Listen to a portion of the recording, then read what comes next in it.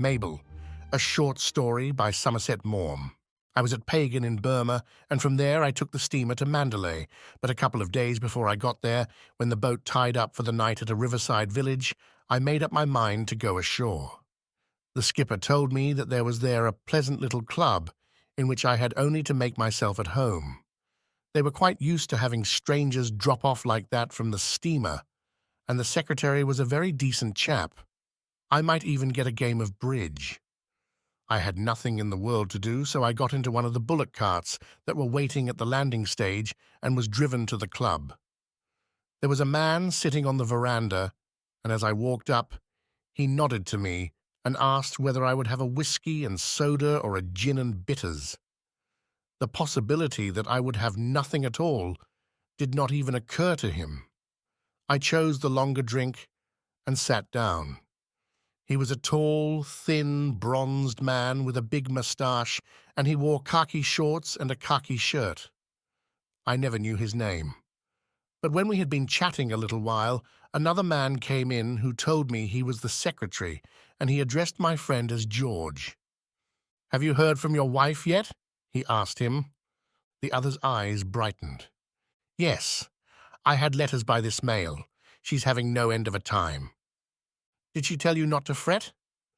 George gave a little chuckle, but was I mistaken in thinking that there was in it the shadow of a sob? In point of fact, she did, but that's easier said than done. Of course I know she wants a holiday, and I'm glad she should have it, but it's devilish hard on a chap. He turned to me. "You see, this is the first time I've ever been separated from my missus, and I'm like a lost dog without her. How long have you been married?"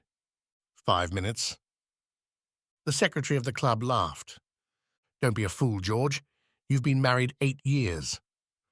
After we had talked for a little, George, looking at his watch, said he must go and change his clothes for dinner and left us. The secretary watched him disappear into the night with a smile of not unkindly irony. "We all ask him as much as we can now that he's alone," he told me. "He mopes so terribly since his wife went home. It must be very pleasant for her to know that her husband is as devoted to her as all that. Mabel is a remarkable woman." He called the boy and ordered more drinks.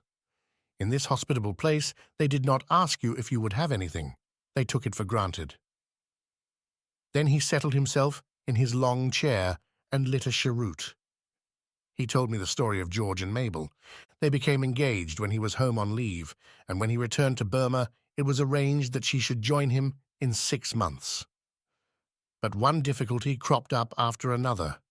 Mabel's father died, the war came, George was sent to a district unsuitable for a white woman, so that in the end it was 7 years before she was able to start. He made all arrangements for the marriage, which was to take place on the day of her arrival, and went down to Rangoon to meet her. On the morning on which the ship was due, he borrowed a motor car and drove along to the dock. He paced the quay. Then suddenly, without warning, his nerve failed him. He had not seen Mabel for 7 years. He had forgotten what she was like. She was a total stranger. He felt a terrible sinking in the pit of his stomach, and his knees began to wobble. He couldn't go through with it. He must tell Mabel that he was very sorry. But he couldn't. He really couldn't marry her. But how could a man tell a girl a thing like that when she had been engaged to him for 7 years and had come 6,000 miles to marry him? He hadn't the nerve for that either. George was seized with the courage of despair. There was a boat at the quay on the very point of starting for Singapore. He wrote a hurried letter to Mabel, and without a stick of luggage, just in the clothes he stood up in, leaped on board. The letter Mabel received ran somewhat as follows. "Dearest Mabel, I have been suddenly called away on business, and do not know when I shall be back. I think it would be much wiser if you returned to England. My plans are very uncertain. Your loving George." But when he arrived at Singapore, he found a cable waiting for him. "Quite understand. Don't worry. Love. Mabel." Terror made him quick-witted. "By Jove, I believe she's following me." he said. He telegraphed to the shipping office at Rangoon, and sure enough her name was on the passenger list of the ship that was now on its way to Singapore. There was not a moment to lose. He jumped on the train to Bangkok, but he was uneasy. She would have no difficulty in finding out that he had gone to Bangkok, and it was just as simple for her to take the train as it had been for him. Fortunately, there was a French tramp sailing next day for Saigon. He took it. At Saigon, he would be safe. It would never occur to her that he had gone there, and if it did, surely by now she would have taken the hint. It is 5 days' journey from Bangkok to Saigon, and the boat is dirty, cramped, and uncomfortable. He was glad to arrive and took a rickshaw to the hotel. He signed his name in the visitor's book, and a telegram was immediately handed to him. It contained but 2 words: love. Mabel. They were enough to make him break into a cold sweat. "When is the next boat for Hong Kong?" he asked. Now his flight grew serious. He sailed to Hong Kong, but dared not stay there. He went to Manila. Manila was ominous. He went on to Shanghai. Shanghai was nerve-wracking. Every time he went out of the hotel, he expected to run straight into Mabel's arms. No, Shanghai would never do. The only thing was to go to Yokohama. At the Grand Hotel at Yokohama, a cable awaited him. "So sorry to have missed you at Manila. Love, Mabel." He scanned the shipping intelligence with a fevered brow. Where was she now? He doubled back to Shanghai. This time, he went straight to the club and asked for a telegram. It was handed to him. "Arriving shortly. Love. Mabel." No, he was not so easy to catch as all that. He had already made his plans. The Yangtze is a long river, and the Yangtze was falling. He could just about catch the last steamer that could get up to Chungking, and then no one could travel till the following spring except by junk. Such a journey was out of the question for a woman alone. He went to Hankow, and from Hankow to Yichang. He changed boats here, and from Yichang through the rapids went to Chungking. But he was desperate now. He was not going to take any risks. There was a place called Chengdu, the capital of Sichuan, and it was 400 miles away. It could only be reached by road, and the road was infested with brigands. A man would be safe there. George collected chair-bearers and coolies and set out. It was with a sigh of relief that he saw at last the crenellated walls of the lonely Chinese city. From those walls at sunset, you could see the snowy mountains of Tibet. He could rest at last. Mabel would never find him there. The consul happened to be a friend of his, and he stayed with him. He enjoyed the comfort of a luxurious house. He enjoyed his idleness after that strenuous escape across Asia, and above all he enjoyed his divine security. The weeks passed lazily, one after the other. One morning, George and the consul were in the courtyard looking at some curios that a Chinese had brought for their inspection, when there was a loud knocking at the great door of the consulate. The doorman flung it open. A chair borne by 4 coolies entered, advanced, and was set down. Mabel stepped out. She was neat and cool and fresh. There was nothing in her appearance to suggest that she had just come in after a fortnight on the road. George was petrified. He was as pale as death. She went up to him. "Hello, George, I was so afraid I'd missed you again." "Hello, Mabel," he faltered. He did not know what to say. He looked this way and that. She stood between him and the doorway. She looked at him with a smile in her blue eyes. "You haven't altered at all," she said. "Men can go off so dreadfully in 7 years, and I was afraid you'd got fat and bald. I've been so nervous. It would have been terrible if after all these years I simply hadn't been able to bring myself to marry you after all." She turned to George's host. "Are you the consul?" she asked. "I am." "That's all right. I'm ready to marry him as soon as I've had a bath." And she did.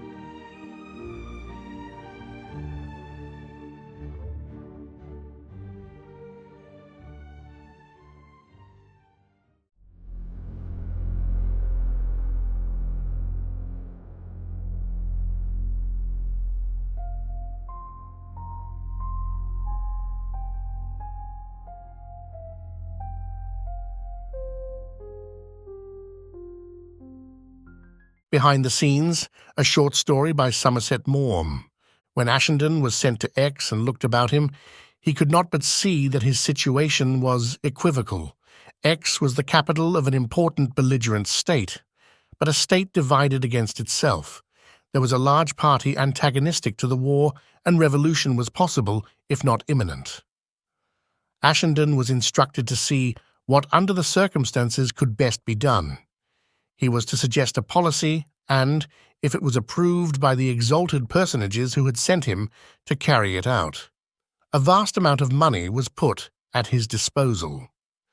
The ambassadors of Great Britain and the United States had been directed to afford him such facilities as were at their command, but Ashenden had been told privately to keep himself to himself. He was not to make difficulties for the official representatives of the two powers by divulging to them facts that it might be inconvenient for them to know, and since it might be necessary for him to give support under cover to a party that was at daggers drawn with that in office and with which the relations of the United States and Great Britain were extremely cordial, it was just as well that Ashenden should keep his own counsel. The exalted personages did not wish the ambassadors to suffer the affront of discovering that an obscure agent had been sent to work at cross purposes with them. On the other hand, it was thought just as well to have a representative in the opposite camp, who in the event of a sudden upheaval would be at hand with adequate funds and in the confidence of the new leaders of the country. But ambassadors are sticklers for their dignity, and they have a keen nose to scent any encroachment on their authority. When Ashenden, on his arrival at X, paid an official call on Sir Herbert Witherspoon, the British ambassador, he was received with a politeness to which no exception could be taken, but with a frigidity that would have sent a little shiver down the spine of a polar bear. Sir Herbert was a diplomat de carrière, and he cultivated the manner of his profession to a degree that filled the observer with admiration. He did not ask Ashenden anything about his mission because he knew that Ashenden would reply evasively, but he allowed him to see that it was a perfectly foolish one. He talked with acidulous tolerance of the exalted personages who had sent Ashenden to X. He told Ashenden that he had instructions to meet any demands for help that he made, and stated that if Ashenden at any time desired to see him, he had only to say so. I have received the somewhat singular request to dispatch telegrams for you in a private code, which I understand has been given to you, and to hand over to you telegrams in code as they arrive. I hope they will be few and far between, sir, answered Ashenden. I know nothing so tedious as coding and decoding. Sir Herbert paused for an instant. Perhaps that was not quite the answer he expected. He rose. If you will come into the Chancellery, I will introduce you to the Councillor and to the Secretary, to whom you can take your telegrams. Ashenden followed him out of the room, and after handing him over to the Councillor, the ambassador gave him a limp hand to shake. I hope I shall have the pleasure of seeing you again one of these days, he said, and with a curt nod left him. Ashenden bore his reception with composure. It was his business to remain in obscurity, and he did not wish any official attentions to attract notice to him. But when on the afternoon of the same day he made his call at the American embassy, he discovered why Sir Herbert Witherspoon had shown him so much coldness. The American ambassador was Mr. Wilbur Schaefer. He came from Kansas City and had been given his post when few suspected that a war was on the point of breaking out as a reward for political services. He was a big, stout man, no longer young, for his hair was white, but well preserved and exceedingly robust. He had a square, red face, clean-shaven, with a little snub nose and a determined chin. His face was very mobile, and he twisted it continually into odd and amusing grimaces. It looked as though it were made out of the red India rubber from which they make hot-water botties. He greeted Ashenden with cordiality. He was a hearty fellow. I suppose you've seen Sir Herbert. I reckon you've got his dander up. What do they mean in Washington and London by telling us to dispatch your code telegrams without knowing what they're all about? They've got no right to do that." "Oh, Your Excellency, I think it was only done to save time and trouble," said Ashenden. "Well, what is this mission anyway?" And this, of course, was a question that Ashenden was not prepared to answer, but not thinking it polite to say so, he determined to give a reply from which the ambassador could learn little. He had already made up his mind from the look of him that Mr. Schaefer, though doubtless possessed of the gifts that enable a man to swing a presidential election this way or that, had not, at least nakedly for all men to see, the acuteness that his position perhaps demanded. He gave you the impression of a bluff, good-humored creature who liked good cheer. Ashenden would have been wary when playing poker with him, but where the matter in hand was concerned, felt himself fairly safe. He began to talk in a loose, vague way of the world at large, and before he had gone far, managed to ask the ambassador his opinion of the general situation. It was the sound of the trumpet to the war horse. Mr. Schaefer made him a speech that lasted without a break for 25 minutes, and when at last he stopped in exhaustion, Ashenden, with warm thanks for his friendly reception, was able to take his leave. Making up his mind to give both the ambassadors a wide berth, he set about his work and presently devised a plan of campaign. But by chance he was able to do Sir Herbert Witherspoon a good turn, and so was thrown again into contact with him. It has been suggested that Mr. Schaefer was more of a politician than a diplomat, and it was his position rather than his personality that gave weight to his opinions. He looked upon the eminence to which he had risen as an opportunity to enjoy the good things of life, and his enthusiasm led him to lengths that his constitution could ill support. His ignorance of foreign affairs would in any case have made his judgment of doubtful value, but his state at meetings of the Allied ambassadors so often approached the comatose that he seemed hardly capable of forming a judgment at all. He was known to have succumbed to the fascination of a Swedish lady of undoubted beauty, but of antecedents that from the point of view of a Secret Service agent were suspect. Her relations with Germany were such as to make her sympathy with the Allies dubious. Mr. Schaefer saw her every day and was certainly much under her influence. Now it was noticed that there was from time to time a leakage of very secret information, and the question arose whether Mr. Schaefer did not, in these daily interviews, inadvertently say things that were promptly passed on to the headquarters of the enemy. No one could have doubted Mr. Schaefer's honesty and patriotism, but it was permissible to be uncertain of his discretion. It was an awkward matter to deal with, but the concern was as great in Washington as in London and Paris, and Ashenden was instructed to deal with it. He had, of course, not been sent to X without help to do the work he was expected to do, and among his assistants was an astute, powerful, and determined man, a Galician Pole named Herbatus. After consultation with him, it happened by one of those fortunate coincidences that occasionally come about in the Secret Service that a maid in the service fell ill, and in her place the Countess, for such she was very luckily able to engage an extremely respectable person from the neighborhood of Krakow. The fact that before the war she had been secretary to an eminent scientist made her doubtless no less competent a housemaid. The result of this was that Ashenden received every 2 or 3 days a neat report on the goings-on at this charming lady's apartment, and though he learned nothing that could confirm the vague suspicions that had arisen, he learned something else of no little importance. From conversations held at the cosy little tete-a-tete dinners that the Countess gave the ambassador, it appeared that His Excellency was harboring a bitter grievance against his English colleague. He complained that the relations between himself and Sir Herbert were deliberately maintained on a purely official level. In his blunt way, he said he was sick of the frills that damned Britisher put on.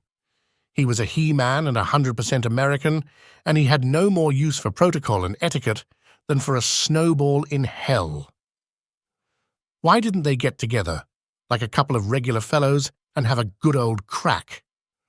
Blood was thicker than water, he'd say, and they'd do more towards winning the war by sitting down in their shirt sleeves and talking things out over a bottle of rye than by all their diplomacy and white spats.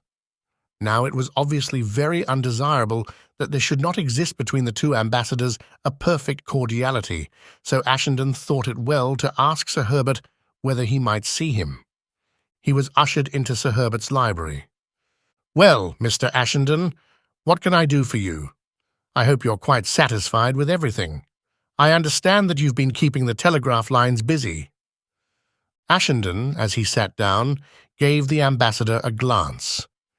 He was beautifully dressed in a perfectly cut tailcoat that fitted his slim figure like a glove. In his black silk tie was a handsome pearl. There was a perfect line in his grey trousers, with their quiet and distinguished stripe, and his neat, pointed shoes looked as though he had never worn them before. You could hardly imagine him sitting in his shirt sleeves over a whiskey highball. He was a tall, thin man, with exactly the figure to show off modern clothes, and he sat in his chair rather upright, as though he were sitting for an official portrait. In his cold and uninteresting way, he was really a very handsome fellow. His neat grey hair was parted on one side, his pale face was clean-shaven, he had a delicate straight nose and grey eyes under grey eyebrows. His mouth in youth might have been sensual and well-shaped, but now it was set to an expression of sarcastic determination, and the lips were pallid. It was the kind of face that suggested centuries of good breeding, but you could not believe it capable of expressing emotion. You would never expect to see it break into the hearty distortion of laughter, but at the most be for a moment moved by an ironic smile. Ashenden was uncommonly nervous. "I'm afraid you'll think I'm meddling in what doesn't concern me, sir. I'm quite prepared to be told to mind my own business." "We'll see. Pray go on." Ashenden told his story, and the ambassador listened attentively. He did not turn his cold grey eyes from Ashenden's face, and Ashenden knew that his embarrassment was obvious. "How did you find out all this?" "I have means of getting hold of little bits of information that are sometimes useful," said Ashenden. "I see." Sir Herbert maintained his steady gaze, but Ashenden was surprised to see on a sudden, in the steely eyes, a little smile. The bleak, supercilious face became for an instant quite attractive. "There is another little bit of information that perhaps you'd be good enough to give me. What does one do to be a regular fellow?" "I'm afraid one can do nothing, Your Excellency," replied Ashenden gravely. "I think it is a gift of God." The light vanished from Sir Herbert's eyes, but his manner was slightly more urbane than when Ashenden was brought into the room. He rose and held out his hand. "Now, you did quite right to come and tell me this, Mr. Ashenden. I have been very remiss. It is inexcusable on my part to offend that inoffensive old gentleman, but I will do my best to repair my error. I will call at the American Embassy this afternoon." "But not in too great state, sir, if I may venture a suggestion." The ambassador's eyes twinkled. Ashenden began to think him almost human. "I can do nothing but in state, Mr. Ashenden. That is one of the misfortunes of my temperament." Then, as Ashenden was leaving, he added, "Oh, by the way, I wonder if you'd care to come to dinner with me tomorrow night, black tie, at 8:15. He did not wait for Ashenden's assent, but took it for granted, and with a nod of dismissal sat down once more at his great writing table.